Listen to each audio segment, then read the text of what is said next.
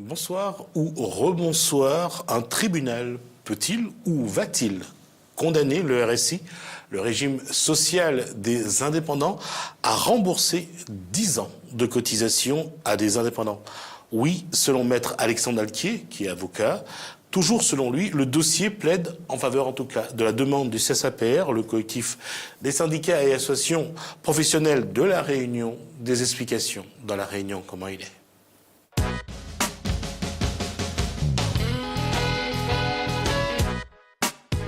C'est sans doute pas commun, mais un homme sans une robe, ce n'est pas un avocat. Mais celui-ci, il en est un. Alexandre Alquier, bonsoir. Bonsoir.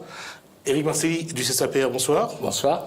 Alors, la décision a eu droit à 2 articles dans la presse écrite. On a vu sur donc, le journal de Lille et sur le quotidien. Alors, qu'est-ce qui s'est passé réellement lors de cette décision et qu'est-ce qui s'est passé cette semaine? Alexandre Alquier. Alors en fait, si vous voulez, il y a un petit historique est nécessaire. En fait, il y a 2 ans, j'ai été contacté par les responsables du CSAPR, donc M. Marcelli et M. Maillot notamment, qui avaient pour objectif de contester le monopole du RSI pour l'assurance maladie obligatoire. Et lorsque j'ai pris connaissance du dossier qu'ils avaient créé à l'époque, nous avons imaginé une stratégie globale pour arriver au point où nous sommes aujourd'hui, qui est une demande, effectivement, en réparation des préjudices qu'ont pu subir certains cotisants, préjudice qui sera composé des sommes qui ont été versées pendant 10 ans au titre des cotisations, mais également d'autres préjudices, les préjudices économiques, les préjudices moraux. Nous avons, pour essayer de simplifier un petit peu les choses, nous avons, lors de la préparation de différents dossiers, nous nous sommes rendus compte qu'il existait un flou très important, qui était d'ailleurs contesté également par la Cour des comptes, comme vous le savez, qui a qualifié le RSI de catastrophe industrielle. Et si l'organisme disparaît là au 31 décembre, il y a forcément une raison. Et nous nous sommes rendus compte notamment que personne n'avait pu obtenir les arrêtés de création de cet organisme. Donc on s'est posé la question de est-ce que ces arrêtés existaient ou pas, et c'était le cas à La Réunion, mais dans d'autres régions de France. Et donc nous avons imaginé une stratégie, donc avec M. Marcelli, M. Maillot et les membres du CSAPR, pour essayer d'obtenir ces arrêtés de création, qui, je le dis tout de suite, existent effectivement. Existent effectivement. Les caisses RSI, celles de La Réunion, mais également les autres caisses de France, ont été créées par des arrêtés de préfets de région. Donc à La Réunion, le préfet de région, en juillet 2006, donc on est quand même il y a plus de 10 ans, a effectivement créé la caisse RSI, puisque désormais nous avons l'arrêté. Mais personne ne les avait, et d'ailleurs un député, lors de la présentation de la loi de finances de sécurité sociale en 2016, s'était ému, si vous voulez, de cette étrangeté, si on peut dire, de n'avoir jamais pu avoir, que ce soit à La Réunion ou ailleurs, les arrêtés de création. Et donc on s'est engouffré dans cette brèche, en saisissant le juge des référés du tribunal de grande instance de Saint-Denis en 2016, fin d'année 2016, pour demander, entre autres choses, ces fameux arrêtés de création. Et nous avons obtenu l'arrêté de création du RSI de La Réunion. Alors vous me direz, bon, c'est très bien, vous avez obtenu l'arrêté, ça sert à quoi? C'était très important parce que d'abord on était les premiers à l'avoir, donc c'était quand même pas rien. Et depuis d'ailleurs, on peut les obtenir beaucoup plus facilement qu'à l'époque où c'était assez compliqué. Et c'est d'avoir obtenu ces arrêtés de création nous a permis, avec le CSAPR et certains de ses membres, de saisir le tribunal administratif de La Réunion. Donc ça, on est en début d'année 2017, après avoir obtenu gain de cause devant le tribunal de grande instance pour communication de ces documents, même si un appel est en cours, on a quand même obtenu les documents. On a pu saisir le tribunal administratif de La Réunion. Et là, on avait 2 possibilités. Soit le préfet nous disait, écoutez, vous avez attaqué cet arrêté de 2006, et on est en 2017, et vous aviez 2 mois à partir de 2006 pour l'attaquer, et vous êtes hors délai, et ça n'est pas ce qui s'est passé. On a un document qui nous démontre que cet arrêté n'a jamais été publié. Alors, pour vous expliquer, en droit français, d'une manière générale, tout acte administratif, un arrêté municipal par exemple, un arrêté préfectoral, ce qui est le cas, doit être publié dans un certain délai. C'est un peu comme une loi qui doit sortir au journal officiel. Elle n'est pas effective tant qu'elle n'est pas publiée. C'est exactement la même chose pour l'arrêté de création. Et ça a donc des conséquences très importantes qui nous permettent aujourd'hui... À quel moment ont été... Quelle est la date de ces arrêtés? Alors, c'est 25 juillet 2006 pour l'arrêté de création du RSI de La Réunion. Alors, qu'est-ce que vous attaquez? Le fait qu'il n'ait pas été publié? Alors, en fait, le fait qu'il n'ait pas été publié, ça ne s'attaque pas, puisque c'est un fait. On est d'accord. Sauf qu'un arrêté non publié est inopposable au tiers. Alors c'est un peu barbare comme définition, mais ça veut dire que finalement, l'organisme existe. Ça, on ne peut pas le contester. Alors, il y a des questions sur son statut, mais ce n'est pas le sujet. Mais la question que ça pose, c'est l'opposabilité. Est-ce qu'un organisme, quel qu'il soit, qui est issu d'un document administratif non publié, avait le droit ou non d'appeler des cotisations et de percevoir des cotisations? Nous pensons que non. Nous pensons que non. Je vais vous donner un exemple très simple pour que tout le monde puisse comprendre. En fait, c'est extrêmement simple. Ça marche pour tous les actes administratifs unilatéraux. Imaginons qu'un maire, le maire de Saint-Denis par exemple, c'est un hasard, hein, le maire de Saint-Denis décide un matin que toutes les poubelles de la Réunion, en tout cas de la commune, doivent être bleues. Bien. Il prend un arrêté municipal en disant, écoutez, je prends un arrêté municipal, toutes les poubelles doivent devenir bleues. Bien. Cet arrêté doit être publié. Imaginons qu'il ne le soit pas. Un mois plus tard, vous avez la police municipale qui fait son travail, qui a l'arrêté en main, qui vient vous voir et qui vous dit, monsieur, votre poubelle est verte, elle n'est pas bleue. Et vous allez dire, mais pourquoi est-ce qu'elle doit être bleue? Ça n'a pas été publié. C'est ça l'opposabilité au tiers. On ne peut pas se prévaloir d'un document administratif unilatéral tant qu'il n'est pas publié. Donc vous n'avez de la même façon pas le droit d'appeler des cotisations et de les encaisser. Sinon vous commettez une faute, c'est une responsabilité civile délictuelle et vous pouvez demander réparation. C'est exactement ce qui est envisagé. Il ne s'agit pas de dire aux gens que le RSI n'est pas obligatoire, ce n'est pas le sujet, mais on considère que le RSI est fautif. Alors qui faut-il attaquer, le RSI ou la préfecture? Alors on a attaqué l'arrêté préfectoral puisque effectivement on avait la possibilité de le faire. Donc là le tribunal administratif est saisi, c'est une procédure qui est en cours, qui sera jugée peut-être cette année, peut-être l'année prochaine. Mais j'allais dire c'est même pas le sujet. Le sujet c'est que là, j'allais presque dire à qui profite la situation. Et donc c'est celui qui commet la faute. C'est le RSI qui a encaissé les cotisations. C'est lui qui a appelé les cotisations. Donc il a commis, à notre sens, une faute dans le cadre de la responsabilité civile délictuelle et on va demander réparation. C'est très simple en fait, d'un point de vue juridique. D'un point de vue juridique, justement, est-ce que le RSI peut se retourner contre la préfecture? Alors, on pourrait imaginer, effectivement, c'est une excellente question, un recours subrogatoire du RSI en disant « Mais attendez, moi j'ai pensé que j'étais dans la légalité et donc, vous, l'État, vous n'avez pas fait votre travail finalement et donc je me retourne contre vous ». Mais ça, j'allais dire, c'est pas le problème des cotisants, puisque leur interlocuteur, c'est celui à qui ils ont payé. Alors justement, Éric Marcelli, là-dessus, j'ai vu que dans l'article que vous demandez au RSI un remboursement de 10 ans de cotisation. Aujourd'hui, la démarche, elle doit démontrer quoi? Que, encore une fois, le système ne vous permet pas de choisir votre système de protection sociale ou de dire qu'il y a eu des irrégularités, il y a un manque de clarté dans l'application de la loi. Quelle est votre démarche aujourd'hui? Ou est-ce que c'est à tous ces niveaux d'ailleurs? Depuis le début, on dit qu'il y a un manque de clarté. C'est la première mission qu'on a eue ensemble. J'ai même dit que j'ai pris un mot que vous avez dit, il ne faut pas trop le dire, organisation mafieuse. Oui, voilà, oui. D'accord. On va éviter. Voilà. Donc, parce qu'on ne sait pas ce qui se passe, comment sont calculées les cotisations, il y a plein de choses qu'on ne sait pas. Mais derrière tout ça, il y a beaucoup de souffrance. Des familles qui se sont déchirées, des entreprises qui ont été fermées, des suicides, et on ne sait pas contre qui se retourner.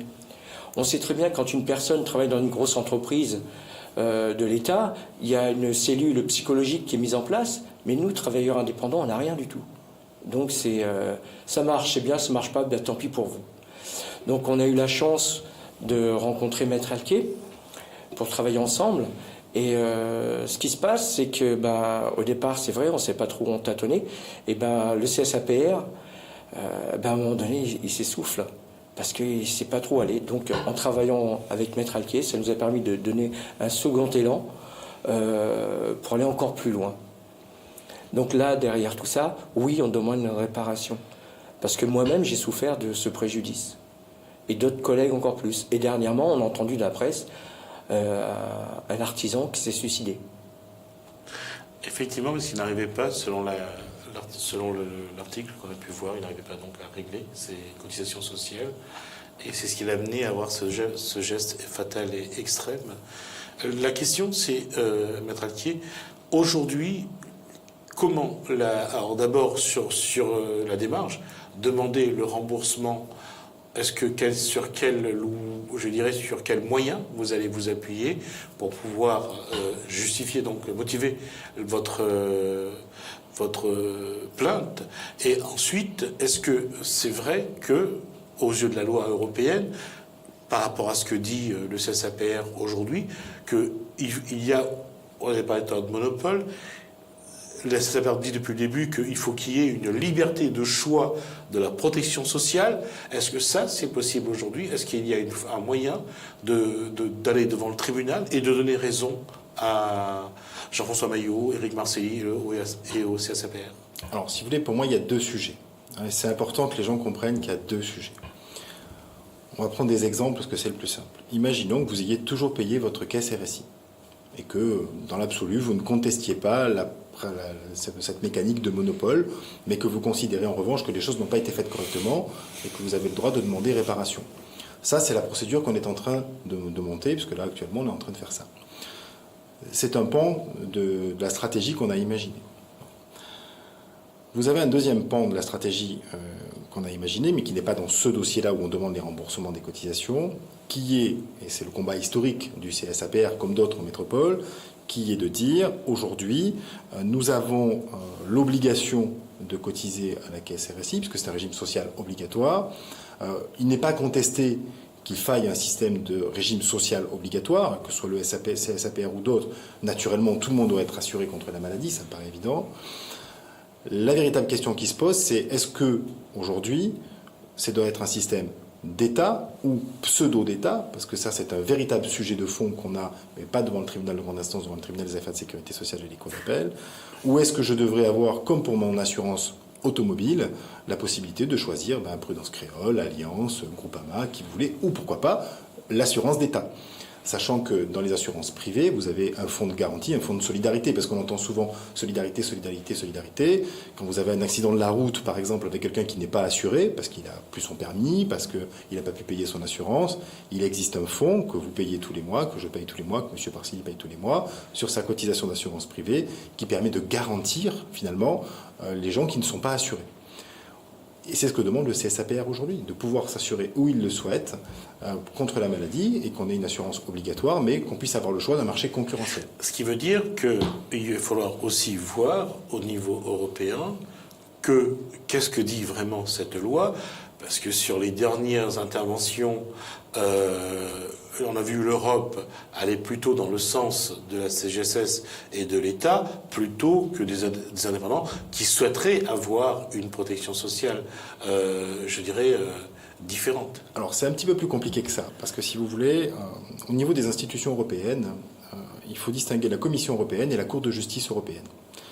La Commission européenne soutient la démarche de la France de l'assurance maladie obligatoire d'État, si on peut dire, qui est délégué à un organisme de droit privé, qui est le RSI, qui demain sera un organisme de droit privé qui est la CGSS, mais ça reste, on va dire, sous la tutelle plus ou moins directe ou indirecte de l'État, même s'il y a des zones de flou, en tout cas pour le RSI. La Cour de justice européenne ne s'est jamais positionnée sur cette question de est-ce que c'est un monopole d'État ou pas. Ça change tout, parce que ça n'est pas la Commission européenne, si vous voulez. La Commission européenne, c'est un petit peu comme l'Assemblée nationale, c'est pas véritablement un tribunal. Et la Cour de justice européenne, elle, c'est un tribunal indépendant, qui n'est pas lié aux intérêts de la France, ou d'autres pays d'ailleurs. On lui pose une question, et ce qui va être vrai, par exemple, pour l'Allemagne, doit être vrai pour la France. Et la position du CSAPR aujourd'hui est de dire qu'il existe une jurisprudence de cette Cour de justice européenne, qui dit que la caisse primaire d'assurance maladie, donc là c'est l'État à proprement parler, allemande, doit relever de la directive dite directive concurrence. Et donc la question qu'on aimerait finalement que soit posée à la Cour de justice européenne, c'est est-ce qu'un organisme comme le RSI, en France, devrait lui aussi relever de la directive concurrence? Alors de là à dire que ça suffirait pour l'abolition du monopole, c'est un raccourci que je me garderais bien de faire. Mais ça serait un véritable sujet de fond, de savoir si la censure finalement des directives européennes qui est faite par la Cour de justice irait dans l'autre sens ou pas. Sur ce point, Éric Marcelli, apparemment, à La Réunion, se protéger différemment commence à être connu. Il y a des gens qui vous suivent. Oui, il y a pas mal de personnes qui nous suivent. Au CSAPR, on est des centaines d'adhérents. Et d'après les chiffres que l'on a, on est plus de 4000 sur l'île de la Réunion à avoir quitté ce système. Pourquoi? Ça a permis de relancer l'économie de l'entreprise. C'est énorme. Oui, c'est énorme. Mais beaucoup de personnes n'osent pas le dire parce qu'ils ont peur des représailles derrière. Et nous, on s'est affichés avec Jean-François Maillot sur le terrain. Donc ça nous a permis de relancer l'économie de notre société, d'investir et éventuellement d'embaucher, comme c'est passé pour d'autres entreprises. Mais seulement, qu'est-ce que veut l'État? Est-ce qu'on veut vraiment que les gens travaillent ou ne travaillent pas? Alors, la démarche que vous allez poursuivre avec le CSAPR, c'est bien, alors ça sera de vous faire rembourser ou de vraiment parvenir à convaincre l'État que vous avez ce choix, cette liberté de choisir votre protection sociale? Oui, les deux choses en même temps, ça serait bien, tout avoir. D'accord. Le choix de notre protection sociale me permet d'être mieux assuré, mieux remboursé, à l'euro près, d'accord. Et je prends un exemple. Actuellement, nous avons des adhérents qui ont eu des soucis de santé, qui sont allés voir le médecin, la pharmacie. En 3 jours, ils ont été remboursés. Leur chèque n'avait pas encore été encaissé, que le remboursement était déjà effectué sur leur compte. Au niveau de la prévoyance, pareil, nous payons très peu et nous avons, par rapport à ici, 4 fois plus en niveau d'indemnité. En gros, pour 55 € par mois, j'ai 75 € si je suis hospitalisé et 2100 € de salaire si je ne peux pas travailler. Je n'ai pas ça avec le RSI. Je cotise par rapport à mon âge, au risque que je représente, et non par rapport à mes bénéfices. Ce qui veut dire qu'aujourd'hui, en tout cas vous en tant qu'entreprise, ce qui vous intéresse d'abord, c'est d'avoir un organisme social qui vous permet d'avoir un produit à votre demande, à votre besoin. Exactement. Je paye en fonction de mon risque, tout simplement. Comme actuellement font les mutuelles santé. Il y a des options, 1, 2, 3. Et on choisit celle qui nous convient. Et ce n'est pas le cas avec le RSI. On nous impose directement. Et Maître Altier, sur la démarche aujourd'hui, est-ce qu'elle est réglementaire? Alors, ça, c'est un vrai sujet, si vous voulez. Bon, il faut dire les choses clairement. Vous n'avez pas le droit de vous affranchir de vous-même du système obligatoire. Parce que par définition, il est obligatoire. Si vous dites demain, je ne veux plus payer le RSI, je veux prendre une assurance privée, d'abord, vous pouvez être assuré 2 fois, si vous le souhaitez, public et privé, dans l'absolu. On peut avoir 2 assurances auto. Bon, après, c'est un concours d'assurance. Mais vous ne pouvez pas vous affranchir de vous-même de l'obligation légale, puisque jusqu'à preuve du contraire, tant qu'un juge ou qu'une loi n'a pas changé le système obligatoire, il demeure obligatoire. Donc, vous avez 2 cas de figure. Vous recevez un appel de cotisation d'une caisse, soit de sécurité sociale, soit du RSI, c'est un peu la même démarche. L'obligation naturelle, c'est de régler, pour être assuré. Si vous ne voulez pas régler, parce que vous considérez comme le CSAPR que vous devriez pouvoir vous assurer où vous le souhaitez, vous ne pouvez pas de vous-même vous faire justice en disant « je ne paye pas, c'est comme ça, c'est pas autrement ». À ce moment-là, il faut que vous fassiez un recours, puisque vous avez le droit de ne pas être d'accord, c'est le principe de toute démocratie. À ce moment-là, vous saisissez les voies de recours qui sont prévues lorsque vous recevez les mises en demeure, etc. et vous demandez au juge d'arbitrer. Ça, c'est le schéma réel. Ensuite, ce qu'il faut que les gens sachent quand même, c'est qu'un assureur français n'a pas le droit, il existe un texte, un assureur français n'a pas le droit de vous couvrir pour la maladie au lieu et place d'un organisme de sécurité sociale, privé ou pas d'ailleurs. Et c'est pour cette raison d'ailleurs que les gens qui sont assurés, les 4000 que M. Marcelli a avancé, c'est pour cette raison d'ailleurs que les gens sont assurés pour le principal, je crois que c'est au Royaume-Uni ou en Irlande ou au Luxembourg, mais en tout cas, ça n'est pas la France. Vous devez savoir que inciter des gens à sortir du système obligatoire est un délit. C'est quand même pas rien. Donc la législation, elle a quand même fait en sorte qu'on n'ait pas envie de sortir du système obligatoire de nous-mêmes. Et un assureur français qui vous proposerait des services équivalents à ce qu'un assureur étranger fait serait également dans une situation délictuelle. Donc on a, si vous voulez, un système qui fait que aujourd'hui, vous ne pouvez pas de vous-même dire c'est comme ça, c'est pas autrement, je vais aller m'assurer en Angleterre ou au Luxembourg et ne plus payer mon RSI. C'est un petit peu plus compliqué que ça. On va y revenir dans un instant. Nous marquons une pause. Nous allons revenir sur un événement de ce week-end, c'est-à-dire les 100 ans du Lions Club de la international et bien sûr ici de la Branche Réunion, le fameux district 403 B2 de 1917, l'année de sa création du Lions Club international par l'homme d'affaires et philanthrope américain Melvin Jones à 2017, l'année où ce mouvement a été proposé au prix Nobel de la paix. Le lion n'a jamais cessé de rugir.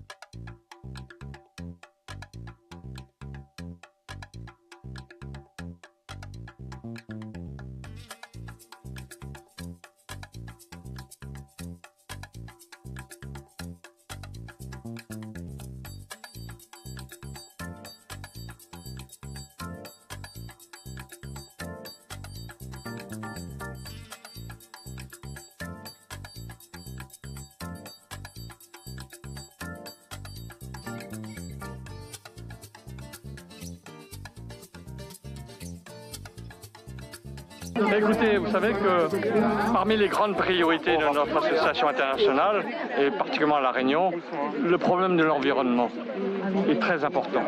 Donc de replanter des arbres endémiques à La Réunion, c'est un geste capital, encore une fois, pour préserver notre biodiversité.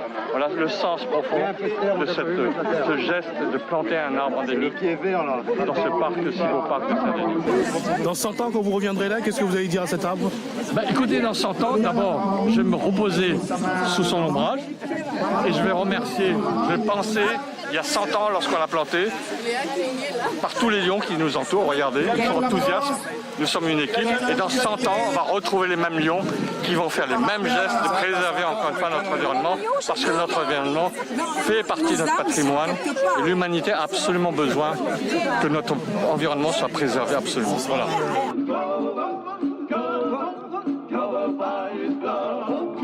Walking by faith, living in love, I am covered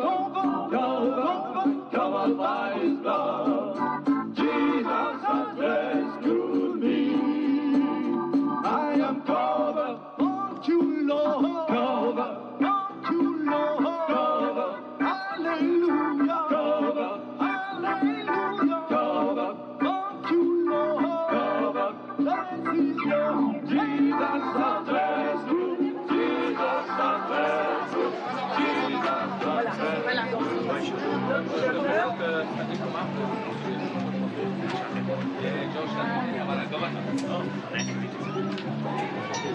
Vous avez l'habitude. Venez là faire la carpette. Oui, donc.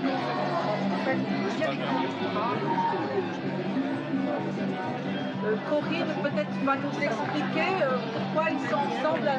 Corinne, tu peux expliquer pourquoi ils sont ensemble à ce stand? Alors oui, donc en fait, nous avons fait honneur à l'Inde particulièrement aujourd'hui pour les 100 ans du Lions Club, puisqu'en fait, l'Inde représente en fait quelque chose un pays très important pour nous, puisque notre président international est un Indien, donc qui s'appelle Naresh. Voilà, dont la photo est là si vous voulez bien la prendre. Donc voilà, c'est un grand honneur pour nous d'avoir l'Inde. Et par la même occasion, donc, nous avons une association qui s'appelle l'Asie, qui est là, une association qui œuvre pour les plus défavorisés de l'Inde. Attends d'abord mon signal, récupère la petite, embrouiller la petite, emboiser la petite, et maintenant coller la petite. Coller, coller, coller, coller, coller la petite, même si c'est ta cousine. Même si c'est ta tante, c'est d'abord la fête à qu'à coller les bêtises. Ce soir c'est la dégaine, fait bouger ton corps, le mouvement est trop chic. Viens sur la piste de danse, ne perds pas de temps car ce soir ça va trop vite. Comment faut-il travailler? Faut-il informer? Faut-il communiquer pour que l'être humain comprend que l'avenir, c'est d'abord de partager ce que la nature offre? Tout à fait. Vous avez tout à fait raison. Aujourd'hui, plus que jamais, la dimension du partage est une importance capitale. Mais au-delà du partage, il faut que l'humanité, donc chaque être de la Terre, puisse prendre conscience que nous sommes là, encore une fois, pour nous soutenir. Parce que dans la dimension du partage, dans la dimension de la solidarité, mais c'est surtout qu'on arrive, encore une fois, à bâtir cette société de paix à travers le monde. Vous savez, le premier but de notre association internationale, bien entendu, la dimension humanitaire, Mais le premier but, je vous le cite, c'est créer et favoriser la compréhension mutuelle entre les peuples du monde. Parce que c'est là le secret, encore une fois, de cette dimension de partage. Il faut que chaque être humain pense que dans cette diversité des peuples, encore une fois, du monde, cette diversité-là n'est pas un obstacle, encore une fois, à cette compréhension. Bien au contraire. Cette diversité-là, il faut qu'on comprenne que c'est vraiment la richesse de l'humanité. Et c'est dans cette richesse qu'on va pouvoir bâtir cette société, encore une fois, de partage et de paix. Et c'est notre mission, notre ordre de mission d'ailleurs.